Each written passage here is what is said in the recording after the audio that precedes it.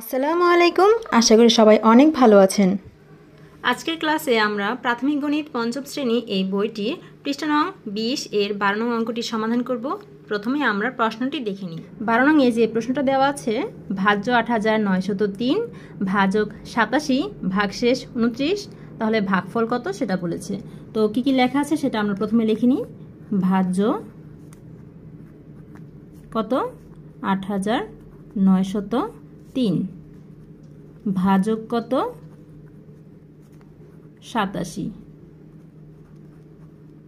ভাগশেষ কত 29। এখন আমাদের ভাগফল নির্ণয়ের জন্য একটা সূত্র লিখতে হবে। আমরা জানি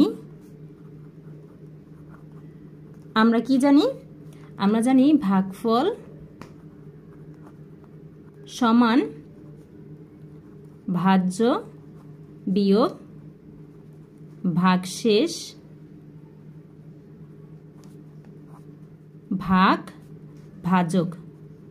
সূত্রটা কিভাবে আসলো আমি একটু বুঝিয়ে দিচ্ছি।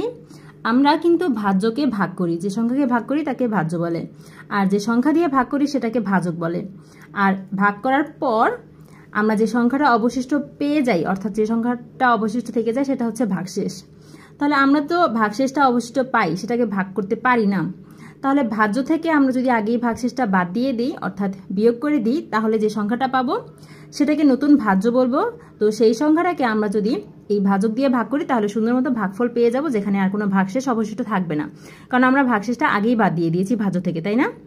তো এখন এই সূত্রে আমরা শুধু মানটা বসাবো।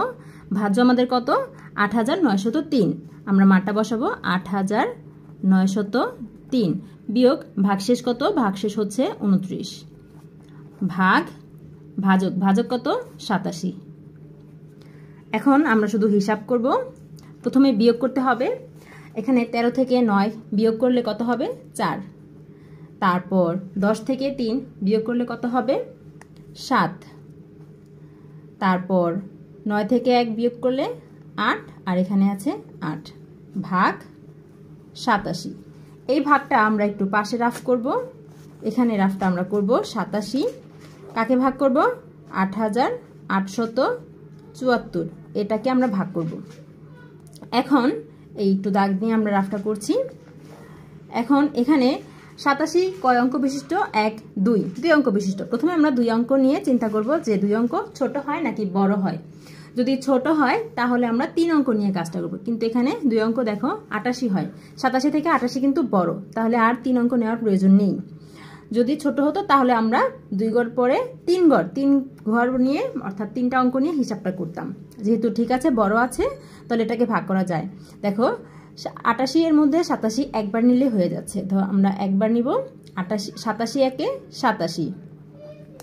এখন বিয়োগ করলে থাকে 1, উপর থেকে 7 নামাই। দেখো উপর থেকে 7 নামালাম, কিন্তু সংখ্যাটি কত হলো 17 এর মধ্যে 87 একবারও যাচ্ছে না, অর্থাৎ 87কে আমরা একবারও নিতে পারছি না। তার মানে কি আমরা একবারও নিতে পারছি না, যেহেতু 1-এর চেয়ে ছোট কত আছে ততবার তো নিতে পারছি। 1-এর চেয়ে ছোট হচ্ছে 0, আমরা 0 বার তো নিতে পারি। এটাকে 0 দিয়ে কোনো সংখ্যাকে গুণ করলে কত হয় 0 হয়, অর্থাৎ 87 0 0, তাই না? এখন বিয়োগ করলে হয় 17। এবার উপর থেকে আমি 4 নামাবো। এখন 3 অঙ্ক বিশিষ্ট একটা সংখ্যা পেলাম, এটা কিন্তু বড় 87 থেকে, অর্থাৎ ভাগ করা যায়। দেখো 87কে যদি 2 বার নেই তাহলে কত হয় 7 দুগুণে 14, 14 4, হাতে থাকে 1, 8 দুগুণে 16, আর 1 যোগ করলে হয় 17। 2 বার নিলে এটা মিলে যাচ্ছে। এখন বিয়োগ করলে হয় 0। তার মানে আমাদের ভাগফল কত পেয়েছি আমরা 102। 102 এটা আসলে কি, এটা হচ্ছে ভাগফল। সুতরাং উত্তর কি, উত্তর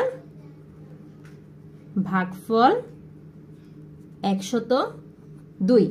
শিক্ষার্থীরা আশা করি বুঝতে পেরেছো। এতক্ষণ সাথে থাকার জন্য সবাইকে ধন্যবাদ। আজকে বিদায় নিতে হচ্ছে। নতুন গণিত বইয়ের সকল অঙ্কের সমাধান পেতে আমাদের সাথেই থেকো। আল্লাহ হাফেজ।